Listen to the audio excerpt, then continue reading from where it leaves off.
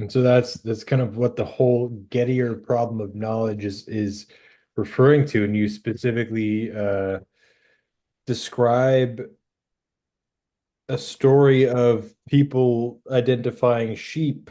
Could Mhm. you kind of let us Yeah. know what that was? Yeah. Yeah. So the Gettier problem is in a way it's like another analogy for this, or it's a way to highlight this problem because the Gettier problem shows what we've been talking about in the problem of knowledge. So the story is you're passing by a property. You can make plenty of variations on it, but I think this was the one in the original paper.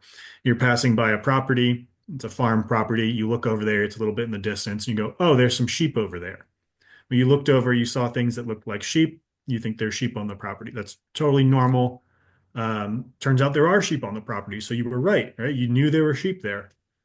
But what if what actually happened, like let's jump into a third person view, and what actually happened was a really weird coincidence where you saw a farm property, you saw things that looked like sheep, but no one looks over and goes, "Oh, those things look like sheep, but they might not be." They just, "Oh, there's sheep over there." But in this case, they were Bedfordshire Terriers, which are dogs that look like sheep. So what you saw was not sheep, and you thought there's sheep over there. So you were wrong. But there are actually sheep on that property. So it's true what you thought. You thought there are sheep over there on that property. That's true. But you thought it for a wrong reason. So this is a curious instance of being correct by luck. And what it does is it it shows how tricky the problem of knowledge is and just describing exactly how we know that we know. Because a lot of cases you might end up in this case where you think you've got something right, you think you've worked it out, and you might even be correct, but you got there through a wrong assumption or there's something missing in what you were doing. And this is an interesting problem. It's very relevant to all of intellectual endeavors. It's very important.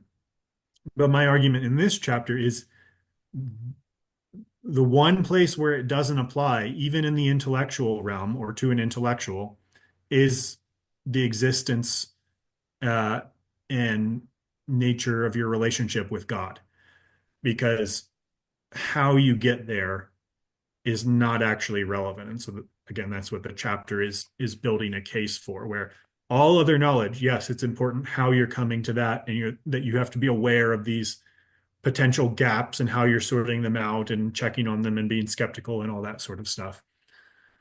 But I'm arguing this is the one place where the Gettier problem does not apply. There may be some difficulty in really attributing a metric to understanding knowledge, right? Because I mean, there's knowledge and there's truth. So having knowledge in something doesn't necessarily mean that you know truth. There could be knowledge in a falsehood. There could be propaganda. Um, and I think a lot of it has to do with mind share. How many people believe in something, and then therefore that belief, even though it may be false, at the time seems to be true. It's like there's a consensus that oh, 9 out of 10 doctors recommend Marlboro cigarettes for your health. It's like, and then now we look back and it's like, not so much. So, there may be knowledge that 9 in 10 doctors prescribe Marlboro cigarettes for your health, and therefore you smoke, but then, you incur significant health detriments long term down the line because you had knowledge in something that wasn't true. Uh, and so, if maybe there were different metrics of understanding, or getting to an understanding of knowledge that is more truth oriented, uh therefore there isn't such a mass belief in a falsehood down the line. I just kind of want to bring that up because I think that people may disregard certain truths, certain beliefs because it doesn't align with a preconception of knowledge, and that word of knowledge and what that is, like just taking it for granted because I mean, what really is it? I mean, it seems, I mean, that in and of itself can be quite fluid. Right. Right. Well, that's essentially a big part of what the Gettier problem is getting at is that we have this idea that, or we had this idea in terms of epistemologists that knowledge could be codified. And you could say, okay, knowledge exists when you have justified true belief. And then Gettier came along and showed that even that didn't qualify as knowledge. And since then, no one has been able to make a good case on what, when you look at it, qualifies as knowledge. And so there's this issue of we really want to be able to, well, we want to be able to know that we know. We want to be able to know that we have the truth, that we're right, that it's final, the last nail's in, totally confirmed.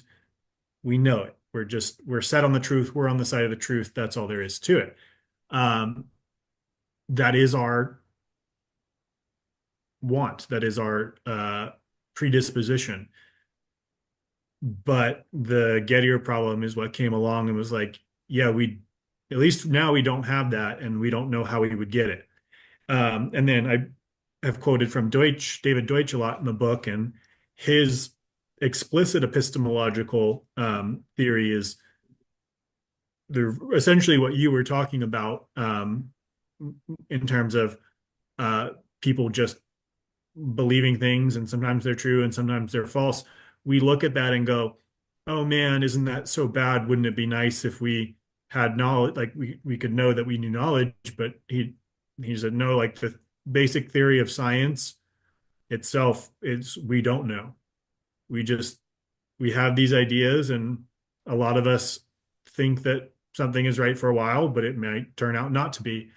And that the you might say that the real knowledge is knowing that we don't have knowledge, because that is the meta knowledge that um, creates the appropriate response of saying, well, I don't actually know that this is true, so I'm going to keep open and see if someone figures out that it's not true. And so that keeps the culture of criticism going, and trying to filter out and find better answers, better explanations. And his argument is that's the fundamental reality of science. And so for a really scientific culture, we don't actually trust the science. It turns out we always question the science. Right.